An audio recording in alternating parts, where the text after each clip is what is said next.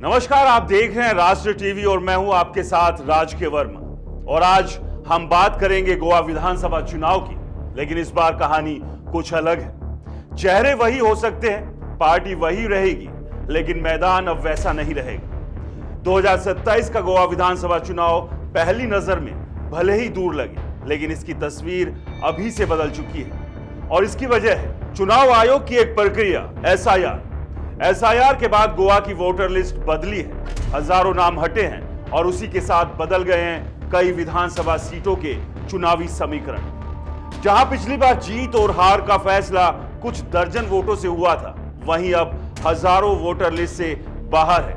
यानी इस बार मुकाबला सिर्फ नेताओं के बीच नहीं, बल्कि बदले हुए गणित के साथ होने वाला है। तो आज हम इसी गणित को समझेंगे, साथ ही समझेंगे एसआईआर के बाद गोवा की राजनीति कैसे बदली, कौन सी सीटें सबसे ज्यादा प्रभावित हुई और क्या 2027 का विधानसभा चुनाव अब पहले से कहीं ज्यादा दिलचस्प होने वाला है। जरा सोचिए, अगर किसी विधानसभा सीट पर जीत और हार का फर्क सिर्फ कुछ दर्जन वोटों का हो और उसी सीट से अचानक हजारों वोटरों के नाम हट जाएं, तो क्या वही नतीजा दोबारा दोहराया जा सकता है? क्या वही विधानसभा फिर से जीत पाएगी या फिर चुनावी तस्वीर पूरी तरह से बदल जाएगी? गोवा की राजनीति में आज यही सबसे बड़ा सवाल बन चुका है। वजह है चुनाव आयोग द्वारा पूरी की गई एक अहम प्रक्रिया, स्पेशल इंटेंसिव रिवीजन यानी एसआईआर।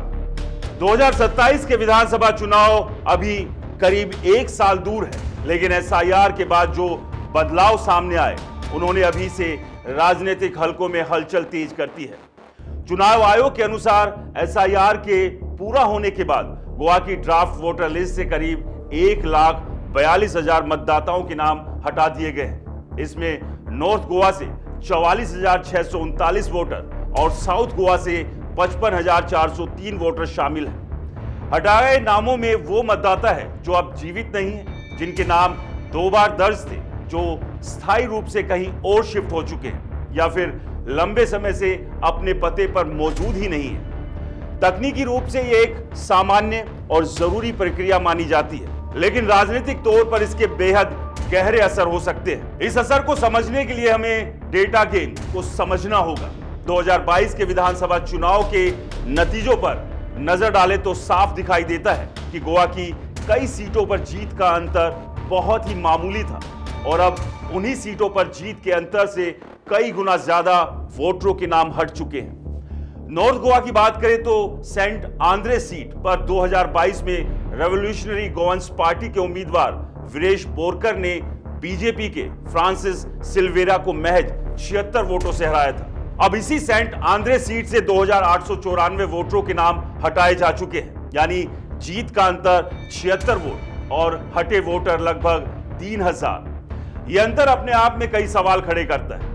बिचोली सीट पर डॉक्टर चंद्रकांत शेट्टे और नरेश सावल के बीच मुकाबले का अंतर सिर्फ 318 वोटों का था, जबकि यहां से 1,078 मतदाताओं के नाम हट गए हैं। सांगली में मुख्यमंत्री डॉक्टर प्रमोद सावंत ने कांग्रेस के धर्मेंद्र सगलानी को मात्र 666 वोटों से हराया था, लेकिन एसआईआर के बाद यहां 1,071 वोटर लिस्ट से बाहर हो चुके हैं। इसी तरह पंजिम में बाबूश मोन्सेरात और उत्पल परिकर के बीच जीत का अंतर 716 वोटों का था, जबकि यहां 3,630 वोटर हटाए गए।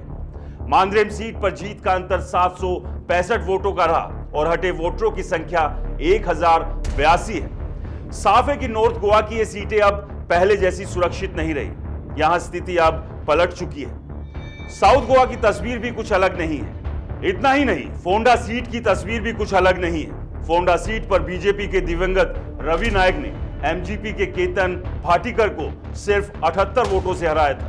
अब फोंडा से 2,884 वोटरों के नाम हटाए गए हैं। साउथ की वेलिम सीट पर आम आदमी पार्टी के क्रूज सिल्वा और कांग्रेस के सेवियो डिसिल्वा के बीच अंतर सिर्फ 169 वोटों का था, जबकि यहां 2,250 वोटर लिस्ट से बाहर हो चुके हैं। प्रियोल में गोविंद गावड़े ने दीपक धवलीकर को 213 वोटों से हराया था और यहां से 1132 वोटर हटाए गए। नेवलिन सीट पर बीजेपी के उल्लास तुएंकर और वालंका उलेमाओं के बीच अंतर 430 वोटों का रहा, लेकिन यहां 2886 वोटर हटे। फतोड़ा में विजय सरदेसाई और दामू नायक के बीच जीत का अंतर 1522 वोटों का था, जबकि यहां से 4040 वोटर लिस्ट से बाहर हुए। मोरमुगांव सीट पर संकल्प आणमोकर ने मिलिंद नाइक को 1941 वोटों से हराया था और यहां 3539 वोटरों के नाम लिस्ट से हट गए हैं। सबसे बड़ा असर वास्को सीट पर देखने को मिला है, जहां 7535 वोटरों के नाम हटाए गए हैं। 2022 में दाजी सालकर ने कार्लोस अल्मेडा को 3657 वोटों से हराया था, यानी हटे वोटरों की संख्या जीत के अंतर से भी दोगुनी है। इन आंकड़ों से एक बात बिल्कुल साफ है, एसआईआर के बाद गोवा की कई विधानसभा सीटों पर चुनावी समीकरण पूरी तरह से बदल सकते हैं। जिन विधायकों ने बहुत कम अंतर से जीत हासिल की थी, उनके लिए अगला चुनाव अब पहले से कहीं ज्यादा चुनौतीपूर्ण होगा।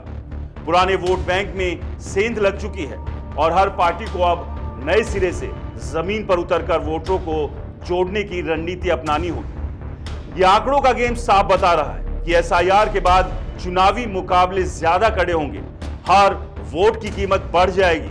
उम्मीदवारों को अब सिर्फ बड़े वादों से नहीं, बल्कि जमीनी स्तर पर भरोसा जीतकर आगे बढ़ना होगा। 2027 का चुनाव चेहरों से ज्यादा रणनीतियों का होगा। जो दल उम्मीदवार बदले हुए वोटर पैटर्न को समझकर खुद को ढाल पाएंगे, वही आगे रहेंगे। आखिर में इतना तय है कि एसआईआर ने गोवा की राजनीति में एक नई लकीर खींच दी है। 1 लाख से ज्यादा वोटरों का हटना सिर्फ एक प्रशासनिक आंकड़ा नहीं, बल्कि आने वाले विधानसभा चुनाव की दिशा और दशा तय करने वाला फैक्टर बन सकता है। अब सवाल यह नहीं है कि पिछली बार कौन जीता था और कौन हारा था, बल्कि सवाल यह है कि बदली हुई वोटर लिस्ट में किसका जनाधार बचा है और कौन उसे अपने पक्ष में मोड़ पाएगा। 2027 का गोवा चुनाव अब पहले से ज्यादा दिलचस्प, ज्यादा प्रतिस्पर्धी और ज्यादा निर्णायक होने जा रहा है।